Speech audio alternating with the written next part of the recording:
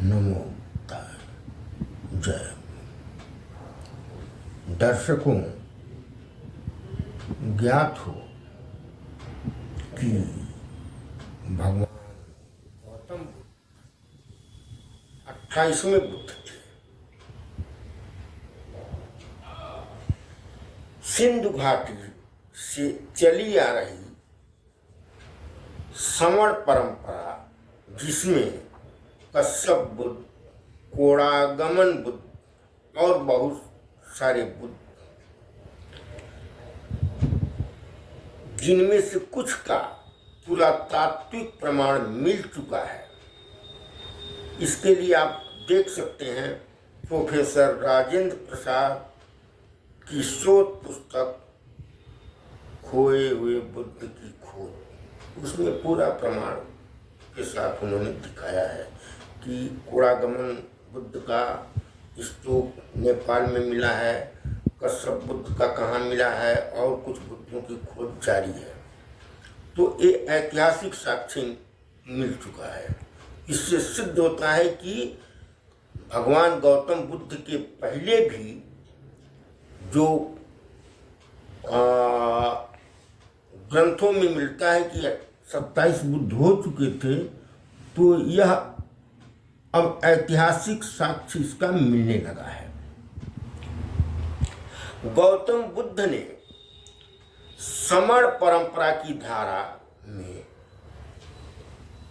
नए विचार, नई वैज्ञानिक तर्क, मनोविज्ञान, प्रकृति में होने वाले परिवर्तन को मन की गहराई में जाकर बड़ी सूक्ष्मता से मनन विचार कर मानव कल्याण हेतु एक विस्तृत सिद्धांत दिया। इस खोज में उनकी बुद्ध होने से, यानी जब वो ज्ञान नहीं प्राप्त किए थे उसके पहले की पत्नी देवी अश्वोधरा का बड़ा ही योगदान रहा है। सिद्धार्थ के बुद्ध होने के बाद तो उनकी पत्नी, मौसी माँ, उनका अपना लड़का राहुल, सब भिक्षु संघ में सम्मिलित हो गए। आगे देखें, देवी यशोधरा तथा कुमार सिद्धार्थ के मिलन के बाद की जीवनी वो हम आगे प्रस्तुत कर रहे हैं, उनकी शादी से लेकर के। चलिए देखते हैं पूरा इतिहास उनकी शादी से कैसे शुरू होता है, यशोधरा और सिद्धार्थ का। तो चलिए आगे देखते हैं। दंड पाणी की दुहित सयानी, शिल सौंदर्य रूप की रानी, यस धरा पर युग जुग जगमग, नारी सुलभ गुण सुशोभित पग पग, यशोधरा नाम की राजकुमारी,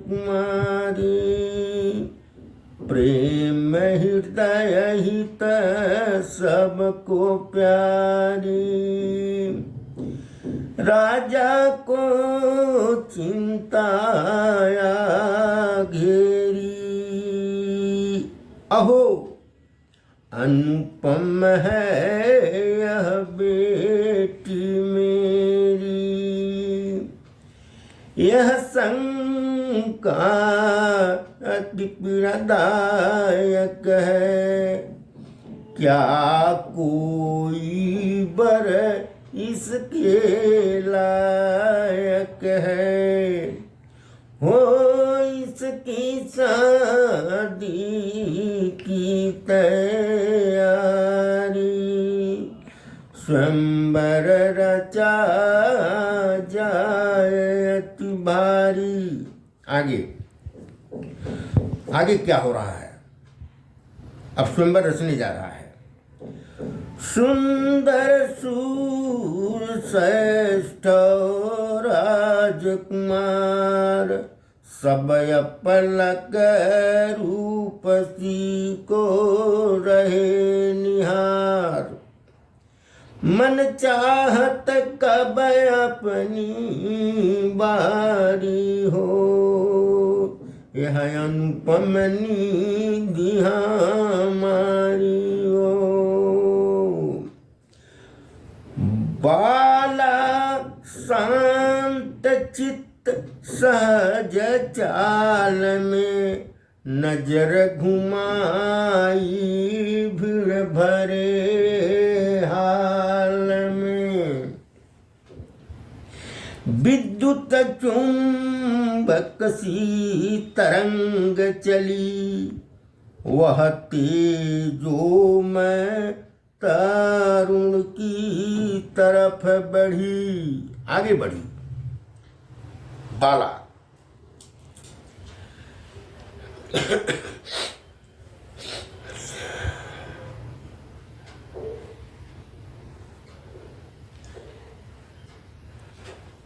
फिर संभल खड़ी एक बार हुई, खड़ी हो गई। दोनों की आंखें चार हुई, किसकी? कुमारी यशोधरा और कुमार सिद्धार्थ गौतम की। देवी जिसके लिए बनी प्यासी थी,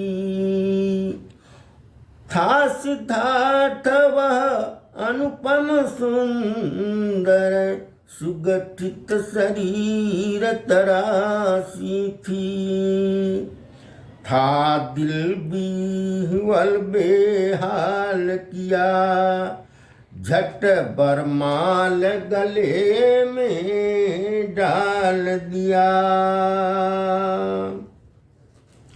हर सातिरे के आंसू अविरल था, सरिता का सागर में मिलन था। अब आगे क्या हो रहा है, आगे कुछ मामला गड़बड़ हो रहा है।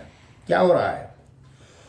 क्रोध में रूठे राजकुमार सभी, अरे ऐसा न हुआ था और कभी। बिन लक्ष्य वेद सुंदर बाला, बरमाल गले में कैसे डाला।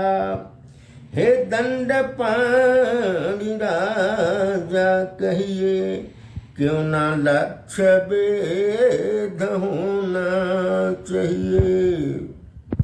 फिर एक एक करके सभी पधारे, सभी एक एक राजकुमार आने लगे लक्ष्य भेद के लिए। फिर एक एक कर सभी पधारे, लक्ष्य भेद में सब ही हारे। सिद्धार्थ की अंतिम बारी थी। अब सिद्धार्थ को अंत में, सबसे लास्ट में जो है अवसर दिया गया। तो क्या हुआ?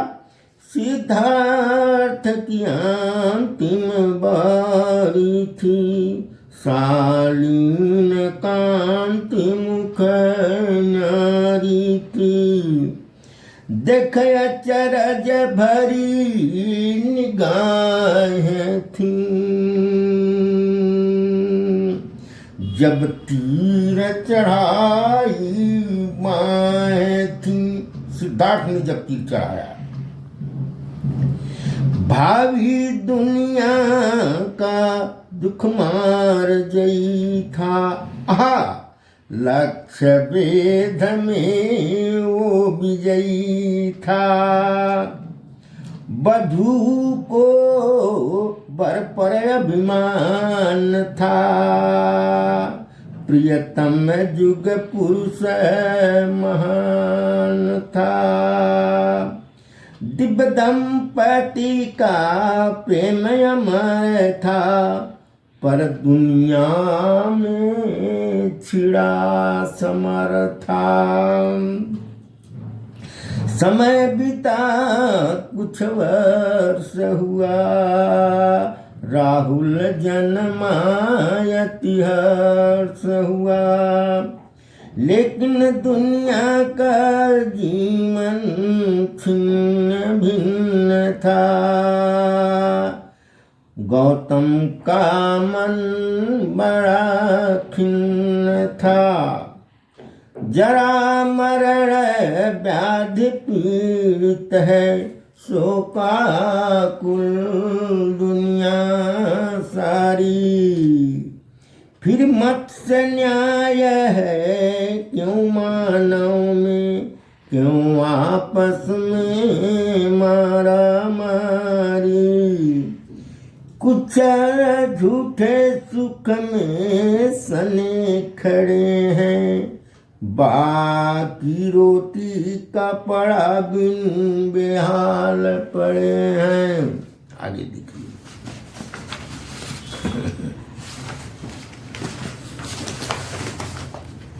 मेरी आंखें, गौतम कह रहे हैं अपनी पत्नी से, मेरी आंखें भाप रही हैं, दसों दिशाएं कांप रही हैं।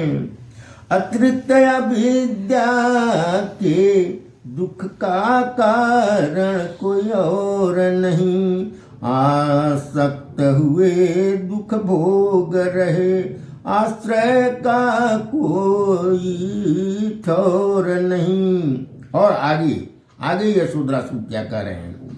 हे प्रिय, इन कष्टों का कोई न कोई कारण है, यदि कारण मूल मिटा दें तो संभव निश्चित निवारण है। हम क्यों न कोई यत्न करें, मानव का दारुण दुख खत्म करें। बोली राहुल माँ मतलब देवी यशोधरा। बोली राहुल माँ स्वामी मेरे, तड़पती प्रजा को है दुख घेरे। अब नव धर्म बीज बोना होगा, आगे से मानवता को नहीं ऐसे रोना होगा। हे समर्थ पुरुष पथ खोज करें, चिरकाल से रोती दुनिया का जल्दी से दुख दूर करें। बोले सिद्धार्थ करुणा सागर। हे सबला, यशोधरा से कह रहे हैं, हे सबला दुख सहना होगा, प्रबज्जा लेना होगा मुझे, फिर तुम्हें अकेले रहना होगा। अब क्या हो रहा है, ये कठोर शब्द सुनकर के देवी यशोधरा का मन कैसा हो रहा है। कठोर शब्द ये कण भेद कर, दिल पर गहरी चोट उस रोज किया। बोली करूँगा माँ धन्य होवेगी मानवता, यदि तूने सधर्म की खोज किया। यानी माँ यशोधरा ने अपना समर्थन दे दिया अपने पति को। अब आगे क्या हो रहा है, वो अब निकल गए खोज में। फिर क्या आगे हो रहा है, आगे क्या हो रहा है वो आगे देखिए दर्शकों। 7 वर्ष हैं बीत गए, सिद्धार्थ को अपना घर छोड़े, धर्म देश न करते फिरते पाखंड का खंडन कर तोड़े। पीड़ित तिरस्कृत जनता सारी, शरणागत होने सभी पधारी। श्रमिक श्रेष्ठी बमन चंडाल, सम्राट कई महान थे। भगवान शरण में जो भी आता, सब ही एक समान थे। शुद्धोधन, शुद्धोधन मतलब उनके पिताजी, शुद्धोधन संदेश भिजवाए। क्या कारण बुद्ध कपिल वस्तु नहीं आए। तब भिक्षु संघ भगवान ने, कपिल वस्तु को गमन किया, यानी अपने पिता की बात को मान गए। और वो जो है चारिका से, उस समय वो आज के बिहार प्रांत में चारिका कर रहे थे, वहां से वो अपने भिक्षु संघ के साथ कपिल वस्तु को प्रस्थान कर दिए। तब भिक्षु संघ भगवान ने कपिल वस्तु को गमन किया। राजा प्रजा कुल शाक्य वंश ने उनके चरणों में नमन किया। वहाँ भारी भीड़ भारी थी, जब जनता जुटी सारी थी। पस आश्चर्य यह स्थित थी, यशोधरा नहीं उपस्थित थी, यानी उनकी पत्नी देवी यशोधरा वहां नहीं आई उस भीड़ में उनके दर्शन के लिए।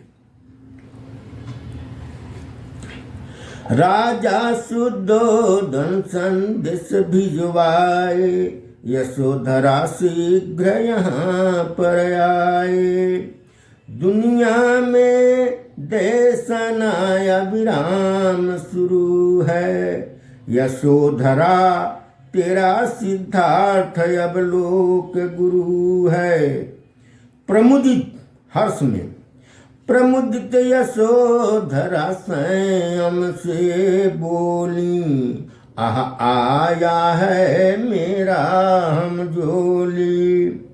वह पृथ्वी पुत्र महान है, मेरा पति अरहत भगवान है। वह में न मेरा त्याग भुलाएंगे, वह निश्चित मुझसे मिलने आएंगे। यानी यशोधरा ने कहा कि मैं नहीं जाऊंगी वहां, वो हमारे पति बहुत महान है, उनका बहुत दिल महासागर है, वो अवश्य मुझसे ही मिलने आएंगे। क्यों आएंगे आगे देखिए। उनका कहना था कि यदि हमारे पति ये उनके वो महान हैं, बुद्ध हैं, उनके मन में जरूर ये बात होगी कि हमारे बुद्धत्व में हमारी पूर्व पत्नी यशोधरा का भी उतना ही योग है जितना कि सिद्धार्थ का, तो वो अवश्य ही मुझसे मिलने आएंगे। क्या कह रहे हैं भगवान ने क्या कहा, उनको ये बात पता चली तो उन्होंने क्या कहा।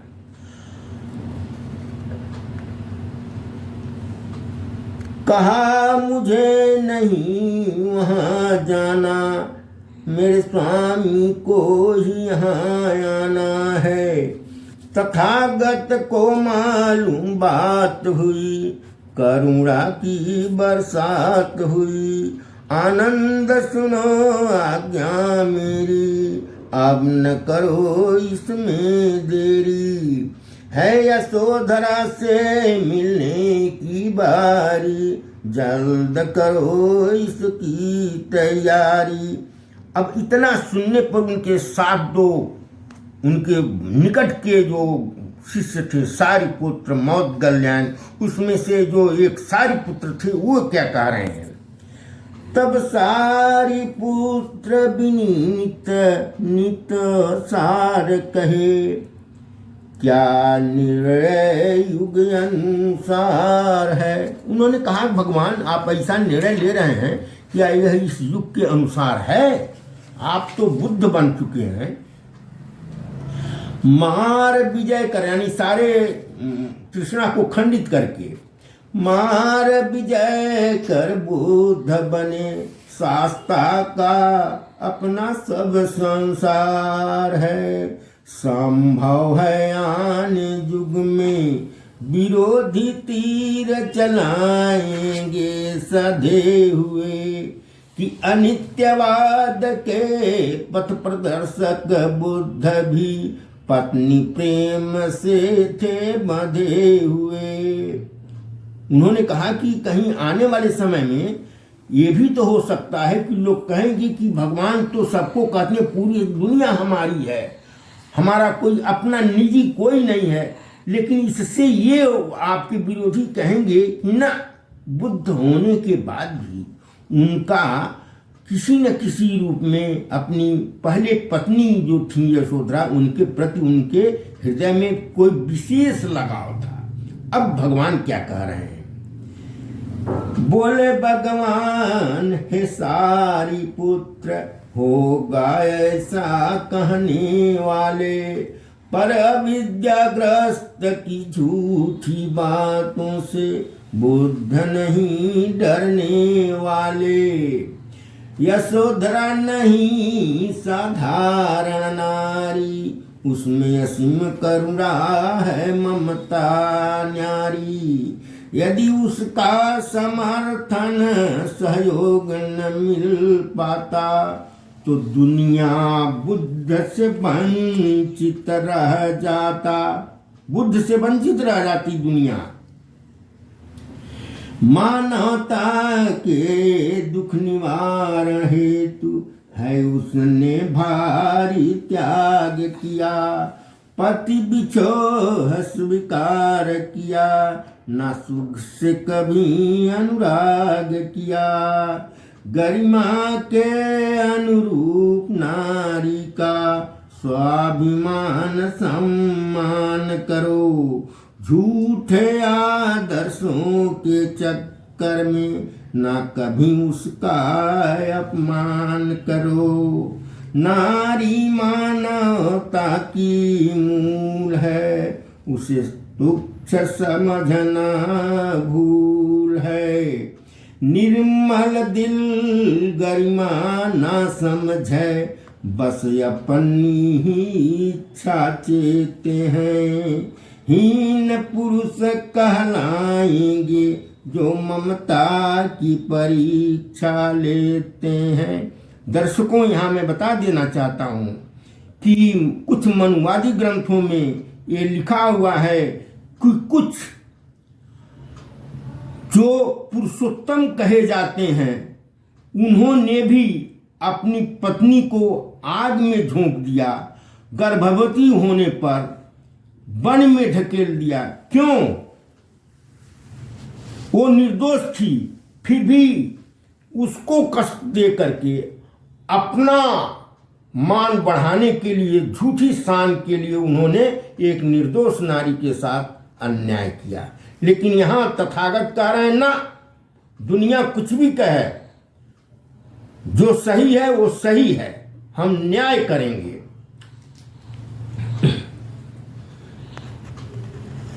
निर्मल दिल की गरिमा ना समझे, बस अपनी ही इच्छा चेते हैं। हीन पुरुष कहलाएंगे जो ममता की परीक्षा लेते हैं। अष्टांग मार्ग नित नियत हमारी, नर नारी सबका हितकारी। आने वाले युग में तो कुछ भ्रमित भ्रमभुक्ति सिखा सकते हैं। अष्टांग मार्ग से उलट नारी में अवगुण 8 दिखा सकते हैं। एक महाकाव्य लिखा हुआ है जिसमें कहा गया है, उसमें क्या कहा गया है, नारी के लिए अवगुणयाथ सदा उर रहीं। नारी में 8 गुण हमेशा रहेंगे, पुरुषों में नहीं, केवल नारी में 8 अवगुण हमेशा रहेंगे। वही भगवान बुद्ध की बात सही हुई। सत्य की रक्षा करने में हमें नहीं डरना चाहिए, कदय अपना ऊंचा उठाने को न सच की हत्या करनी चाहिए। चला मानवता का महानतम पुत्र, हाथ में भिक्षा पात्र लिए, भिक्षु संघ के साथ लिए तथागत गौतम प्रस्थान किए। करुणा की देवी के नैनों में नीर की धारा निकल पड़ी, जब लोक गुरु प्रियतम आए उनके चरणों में लिपट पड़ी। फिर राहुल को साथ लिए माता ने सात धर्म की शरण गही, सत्य प्रेम न्याय रक्षा में संघ निर्देशन में सजग रही। अब आयु 78, माता की, देवी माता यशोधरा की उम्र अब 78 वर्ष हो चुकी है। तो अब क्या हो रहा है, अब आयु 78 की हो चली, साधर्म देशना खो फली फूली। आपको पहले बता चुके हैं कि वो भी भिक्षुणी हो चुकी थी, संघ में चली गई थी। अब आयु 78 की हो चली, साधर्म देशना ख फूली फली। परिणाम हुआ माता का, पत्नी सहयोगी शास्ता की। हम उनके अंशों के अंकुर, वह आदर्श हमारी हैं।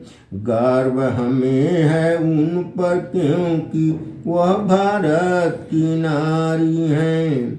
अक्षर पुण्य की भागी तुम, तुझको बहुजन शीश नमाता है। स्वाभिमान हमें है तुम पर माता, क्यों तुम बहुजन की माता है। नमो बुद्धाय। बहुत सब मंगलम।